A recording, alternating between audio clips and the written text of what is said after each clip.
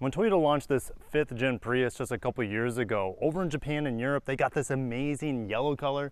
It's now finally made its way into the American market. That was one of my biggest gripes about the launch of the Prius. It looks amazing, looks so cool, but we didn't get the brightest, poppiest color. Now it's here. It's called Karashi.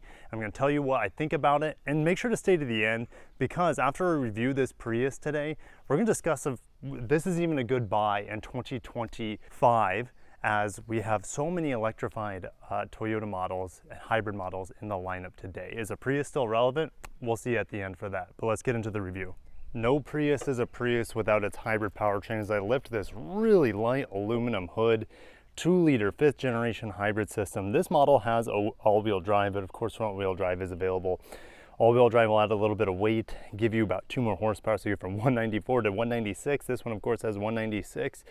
And we'll talk fuel economy once we start driving, but I'm well over 50 miles per gallon, and that's one of the strong suits of this Prius. Beautiful, beautiful hybrid powertrain, and it is no longer, I guess, the only hybrid powertrain. Far from it in Toyota's lineup. Pretty much every single of their models available has a hybrid powertrain, or maybe even multiple. Now, there's a plug-in hybrid of this, which this Karashi Nightshade does not come in, unfortunately. So if you want this model, or if you can even find one, I'll talk about that at the end, if you can even find one of these, it has to be the standard hybrid, not a plug-in hybrid. Now, the daytime running lights here, the Prius was one of the first models to introduce this sort of styling and lighting architecture, or you could say signature. This hammerhead design, we see that the Camry, you see it in the fully battery electric vehicles as well. The Prius kind of pioneered this sort of design style. Even the Crowns have this sort of signature front end. The Prius went from always looking like a bit nerdy, a bit frumpy, a bit utilitarian as a hatchback. Now it is absolutely gorgeous. Now, of course, with this Karashi / mustard color, blacked out accents with this Nightshade, we have the blacked out 19-inch wheels here, blacked out wheel surround, all-wheel drive badge is blacked out. I mean, the window surrounds, the mirrors, the door handles blacked out. It's just an absolutely gorgeous, stunning vehicle. I get so many looks with this car, and it's a Prius, guys. Let that sink in. The Prius is getting all the looks right now. The blacked out Prius logo. You can't even see it's a Toyota. People don't even know it's a Toyota, but they'll read the Prius logo and be like, that's a Prius. It's still sinking in. I still hardly see any of these new Prius on the road. And it is just a beautiful, beautiful, efficient, and powerful hybrid. Yes, powerful, finally. XLE trim, that's what this Nightshade is based off of. So let's lift up the hatch. It is not automated. I believe you can get an automated lift gate on the Limited, for example. All right, that looks pretty cheap to me, but there is underfloor storage, which means there's not going to be any spare tire in this vehicle. Nice tonneau cover there, removable. Closing that, the door handles are up here. My kids are finally tall enough to kind of reach those door handles. And pretty cheap basic back seat here. Soft armrest though. My kids brought a blanket. We went to Dunkin' Donuts early in the morning, and there's plenty of husky hair as that blanket came from my house. But this is getting the full Kreifels house treatment with kids crumbs, beach sand, and husky hair. All right, of course these seats can fold down, and we have a nice cup rest. It is a cup rest. It's an armrest with a cup holder. No vents back here. That's kind of a miss. USB-Cs in the back. Double glass roof. Well, it's interesting that glass roof is really far away from my head. That's fine because I have good headroom here. As I look up, that glass roof is many, many inches in front of me. I can't really even see out of it. So the glass roof really just adds light into the cabin. All right, and these are manual. So if you're driving, you can't reach this back window. Let's turn the lights on auto. Let's go ahead and power her on.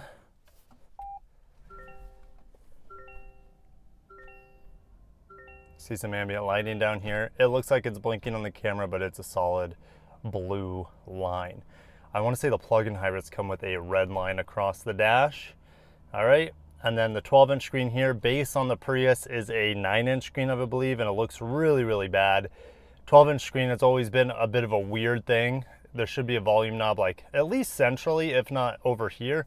Volume knob, I have to get out of my seat, and I have long arms, so I have to get out of my seat to reach the volume knob. That's a bit of a weird decision. All right, and the right-hand drives in Japan, where the steering wheel's on this side, the volume knob has moved all the way to the opposite side as well. So just a strange decision there. This screen is one of the more common screens you see in Toyota and Lexus hybrid and battery electric models, the 7-inch screen here. You know, it's a bit basic, but it gives me all the numbers that I want and all the details. So here's my fuel economy. If I want my battery monitor, my energy monitor, it's right there. I prefer to put it up here. I'll have it up here for the video today so you can see it while we're driving. And I like having my fuel economy here. As you can see, I'm getting 57 miles per gallon this week. It's been fantastic. Very smooth, very powerful. We'll talk more about the driving in a little bit. I have a heated steering wheel. I do have heated seats. I do not have ventilated seats on this trim. I like the physical climate control switches.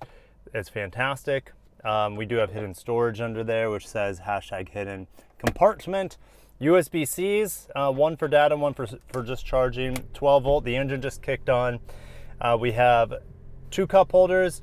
We have like the saddle horn here, shifter style. I guess I think I like this better than my 2012 Prius shifter. Drive mode switch, I haven't been touching it this week. We do have a wireless charger that is sideways mounted, which is kind of cool. Auto brake holder is fantastic, and you have 2 more USB-Cs here, so 6 USB-C charging ports total, which is just bonkers in a car this small.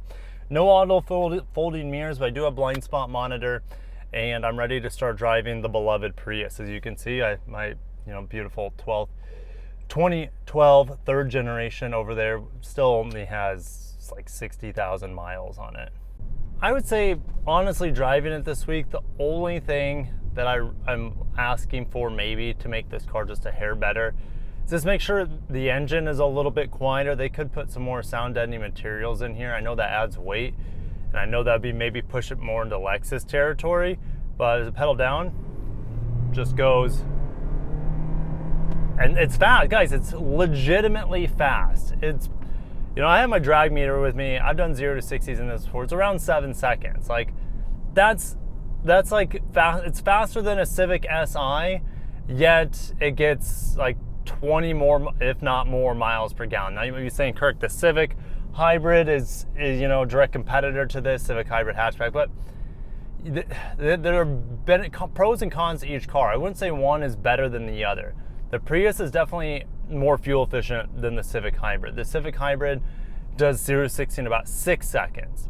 But what this does better than a Civic Hybrid is response. So just going 30 miles an hour, pedal down, it goes.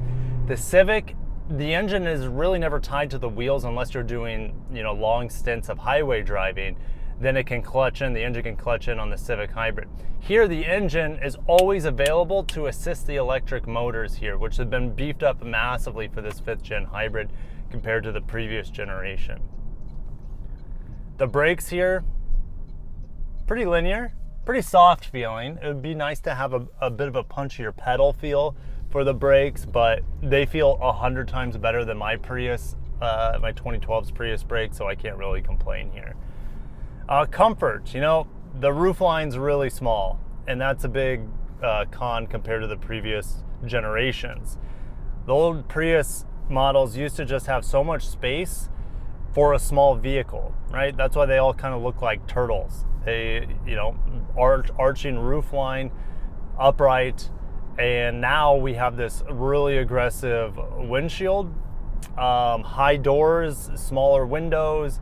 It doesn't feel like it feels like if the Prius, is mixed with the Celica, which there's no Celica anymore, but this is kind of like a modern Celica in some ways. I know it's not rear wheel drive, but some of them were rear wheel drive, some of them from, anyway, I digress. Like, this is a very sporty Prius, and I've never been able to say that about any other Prius before. And so it doesn't really feel like a Prius to me, even though it has a hatchback, even though it's a Toyota hybrid, and it gets great fuel economy. It doesn't feel anything like the old Prius. Like, its handling, so I go to the next lane here, it's very fast. The steering's a little bit lighter than my generation, but honestly, like, the body roll and the agility of this Prius is really impressive. And they made a big jump from 3rd generation to 4th, but this is just even more refined and more fun to drive. And now you look hot in a Prius.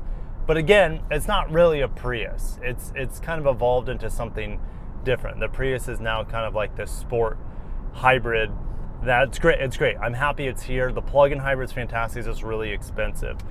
Comfort in here, even though the roofline is low, the comfort in here is still really, really fantastic. I'm happy. The brakes are just really, really progressive. Again, I like a little bit more punch to that initial bite as they come to a stop.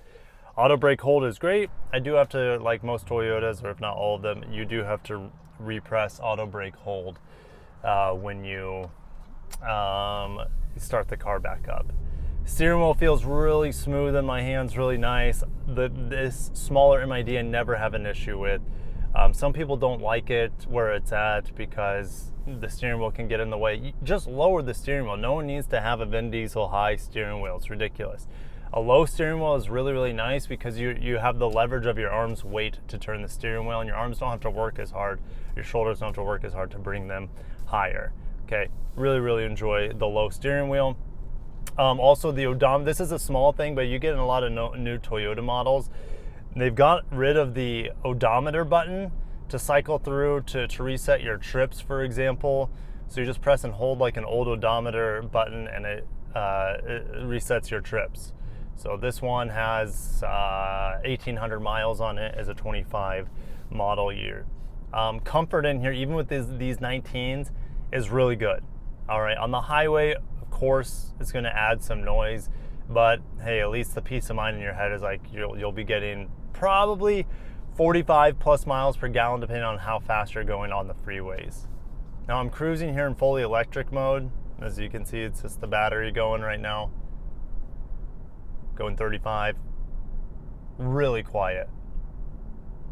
Maybe a tiny bit of wind noise over here, but it's been luxury grade quiet and smoothness. It's not always with the engine isolation like I mentioned, but it's still fantastic.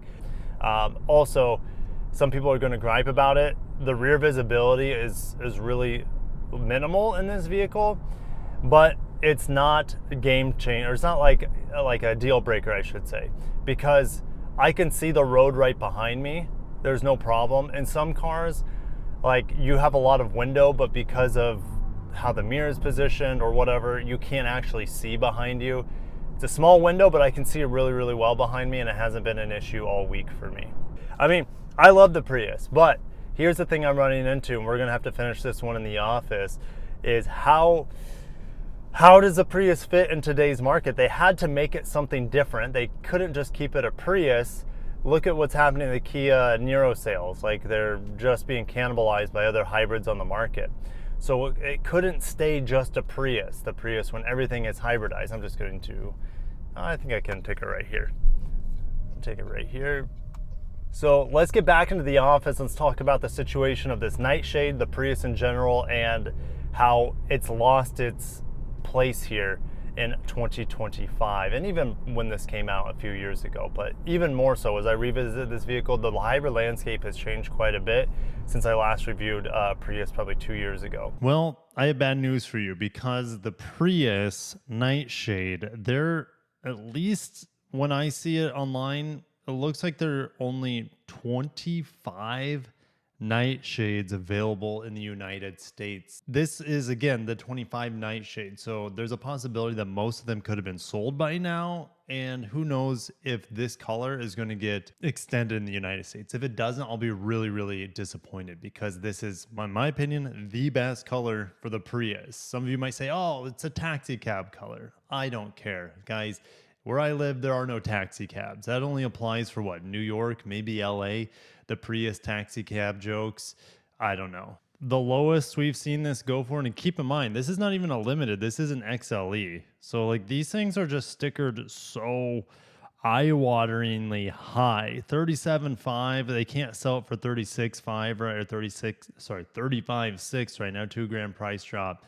These things are just priced to the moon for what it is. There's just too much competition. If there was only a few hybrids out there, I could see that. And, you know, if we look at non-yellow hybrids, non-Nightshade hybrids, you can get them for under $30,000. It looks like for about $1,000 off. These are the lowest price in my area. And guys, I really can only recommend, Unless you love the yellow, I get it. I'm a sucker for it too. I can only recommend the Prius and the base LE trim. Once you're over $30,000, it doesn't make sense to buy this car unless you just like style is by far the most important thing to you. I get it. This car's hot, but is it a $35,000 car? I absolutely don't think so. I think at $30,000, it's pushing it. So what other cars are out there? Well, look at the guys. The Camry LE, my baby. I love the Camry LE. I think 16 or 17-inch wheels, I forget. Has small wheels, fat tires, smooth.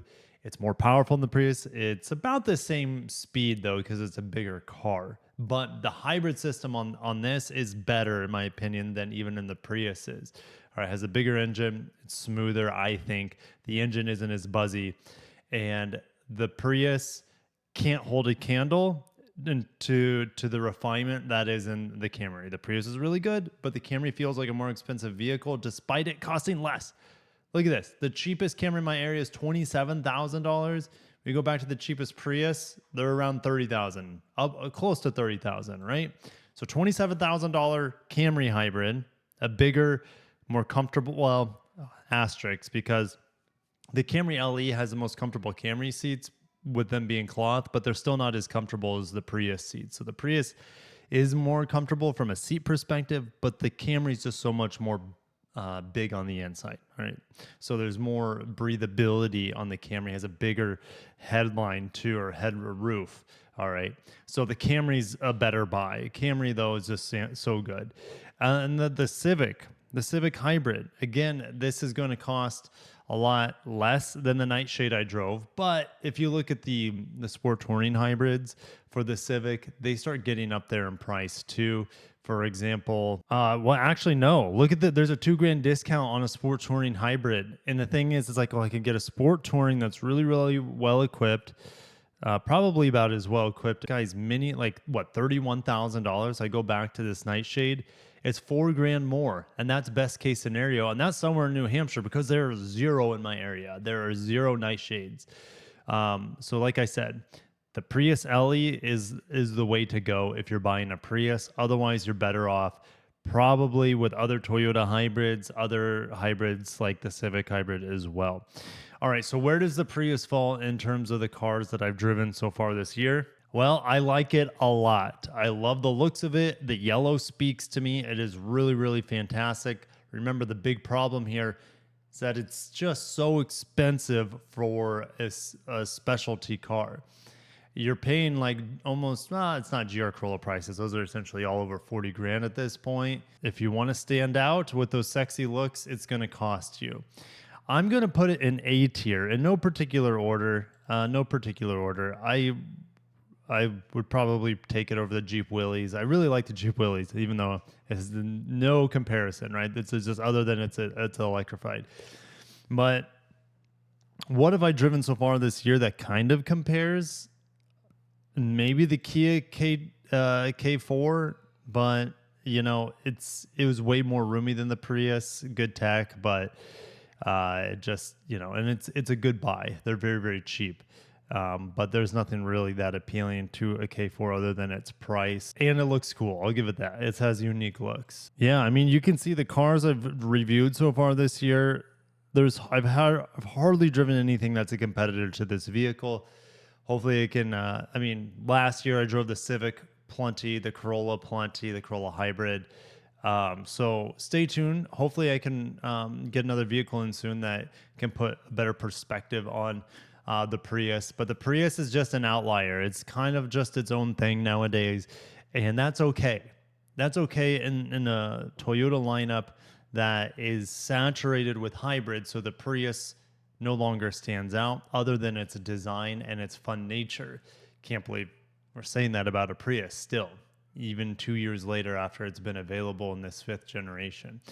I'm going to end there. It's a very good car. It's just very expensive. There are other cars better for the money, but it's still just it's an amazing vehicle as long as you're willing to pay for it. Thank you guys. Have a great day, and peace.